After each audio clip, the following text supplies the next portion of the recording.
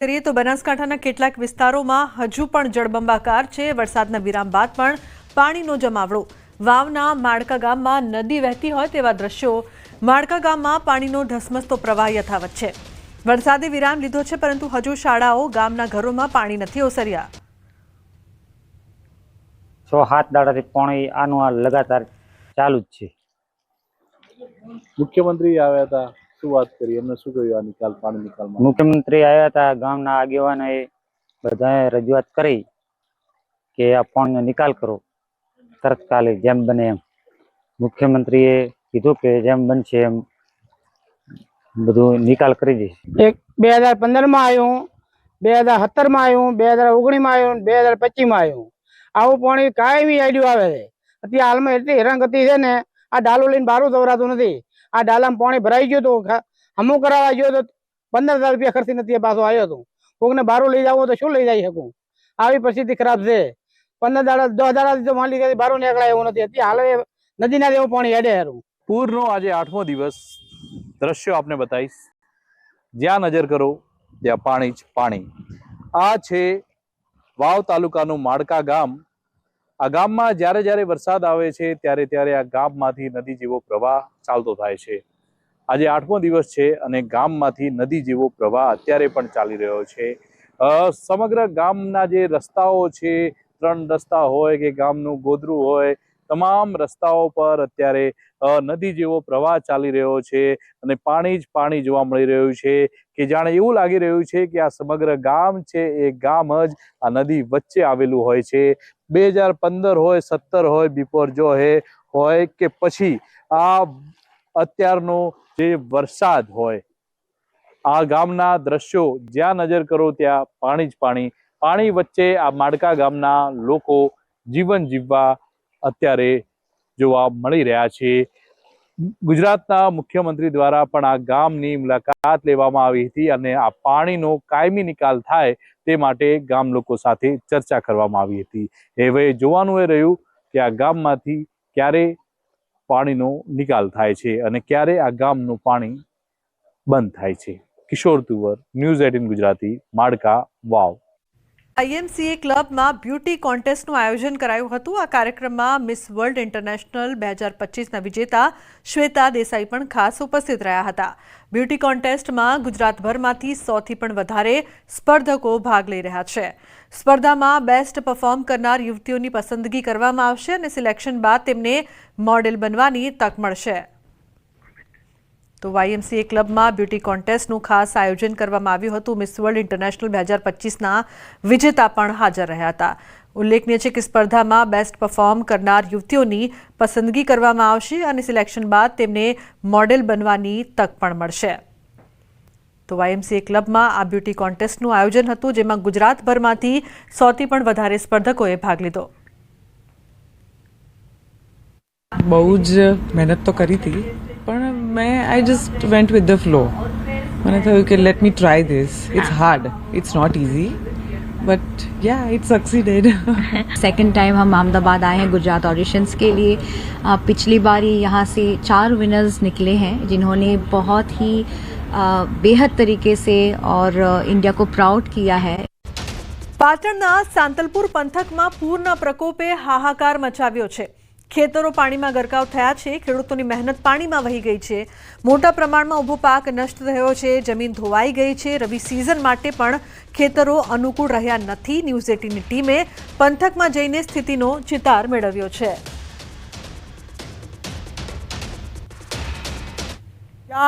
બધું પાણીમાં બૂટ પડ્યો છે અને સર્વે કરવાની કોઈ જરૂર નથી। કોમ્પ્યુટરમાં જોઈ લે કે આખા પાઇપ બધું પાણી ભરે છે। બીજો ખેતરના બંધ તૂટેલ પડે આવર હવાર, તો એ નુકસાની મોટી ખેડૂતોને માઠ સુધાર્યા હતા।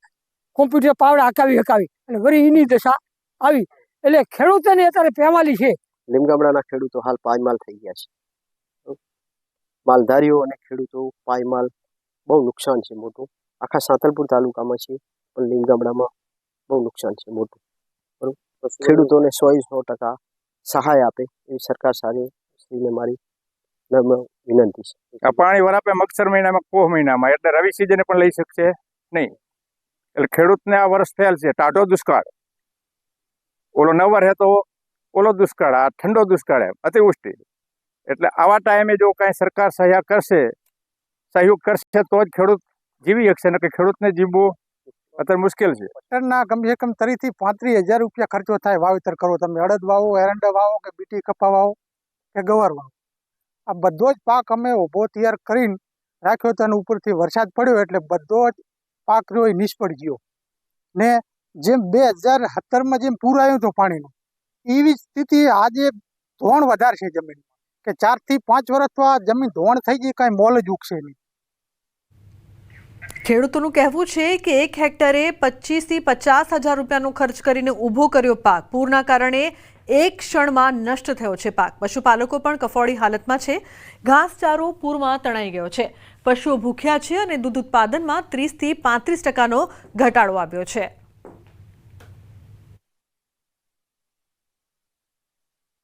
-30 થી 35% જેવું તો હાવ ઘટી જ ગયું છે દૂધ. જે 350 કે 400 જેવું હતું એની જગ્યાએ 250 થી 350 જેવું જ આવે છે દૂધ. એટલે વરસાદના હિસાબે પશુપાલકોને ચારો ચરે ઊંચાઈ નથી. ખેતરમાં જે બધું ચારો વાયો તો એ વરસાદના હિસાબે હાવ નષ્ટ થઈ ગયો છે ને આમ હળી ગયો છે પાણી ભરી રહ્યો એના હિસાબે.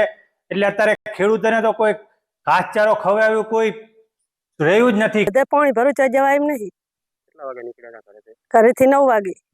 મળ્યો ખરે? ચા ના મળો. કેમ ના મળ્યો? ચા જવાય જ નહીં થિયેટરમાં. પાણી ભરો. હવે શું કરશો? હવે રખડીને જાશો પાછો, કોઈ ગામમાંથી આવશે 2 ટોપલા જ નાખશો. બાકી પછી ભૂખે ઊભા? નથી ભૂખો. દૂધમાં કેટલો પડ્યું? દૂધમાં તો ફેર જ પડી જાય ને ખાધા વગર. અઠવાડિયાથી ભૂખો હે. ખેડૂતો અને પશુપાલકોની એક જ માંગ છે કે તાત્કાલિક નુકસાનની સહાય અને ઘાસચારાનું વિતરણ થાય તો તેઓ પાછા ઊભા થઈ શકે.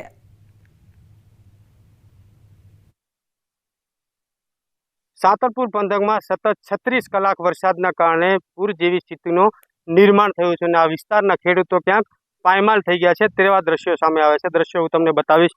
દ્રશ્યો હાલ જે દેખાય છે તે સાતલપુરના મુખ્ય મથક વારાઈથી 3 કિલોમીટર જે આવેલું છે લીંગામણા ગામના. આ લીંગામણા ગામના દ્રશ્યો છે અને આ લીંગામણા ગામના ખેડૂતો પોતાની આ વીટી ન્યૂઝ 18ને જણાવી રહ્યા છે કે ખરીફ પાકમાં જે આશાઓ સાથે ખર્ચાઓ કર્યા હતા, હેક્ટર દીઠ 25,000 કે બીજા વાવેતરમાં જે રીતે બિયારણ હોય તે પ્રમાણે 50,000 સુધીના ખર્ચા કર્યા હતા, પરંતુ જ્યારે પાક તૈયાર થઈ ગયો ખેડૂતોને આશા બંધાઈ કે ખરીફ સિઝન ક્યાંક સારી આવશે તો રવિ સિઝનમાં ખેડૂતો પાક વાવણી કરી શકશે, પરંતુ અચાનક કુદરતી આકાશી આફત એ હદે આવી કે આ વિસ્તારના ખેતરો જળબંબાકાર થઈ ગયા છે.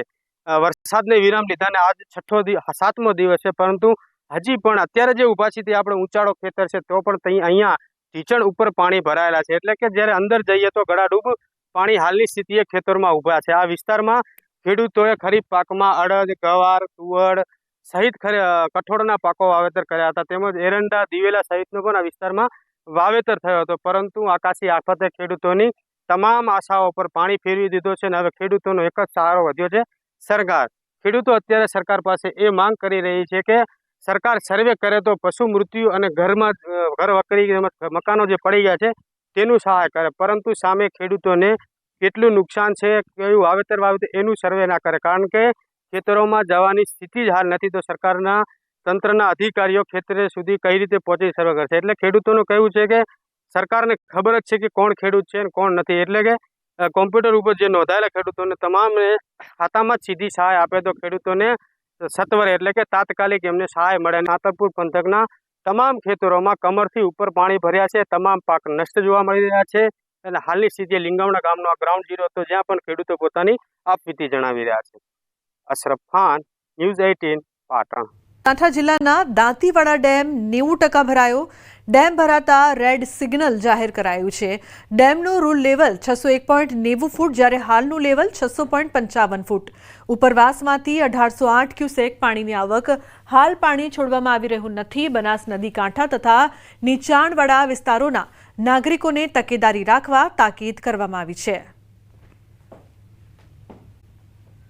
નર્મદા ડેમની સપાટીમાં વધારો. ઉપરવાસમાંથી 1,72,622 ક્યુસેક પાણીની આવક નોંધાઈ છે. નર્મદા ડેમના 10 દરવાજા ખોલવામાં આવ્યા છે, જેની સામે નર્મદાના 10 ગેટમાંથી 1,41,736 ક્યુસેક પાણી નર્મદા નદીમાં જાવક. હાલ નર્મદા ડેમની સપાટી 136.40 મીટરે પહોંચી છે. નર્મદા ડેમના 10 દરવાજા 1.5 મીટર ખોલવામાં આવ્યા છે. 24 કલાક આ ડેમ 9 સેન્ટીમીટરનો વધારો. નર્મદા ડેમની મહત્તમ સપાટી 138.68 મીટર. તો નર્મદા ડેમ 93% ભરાયો છે.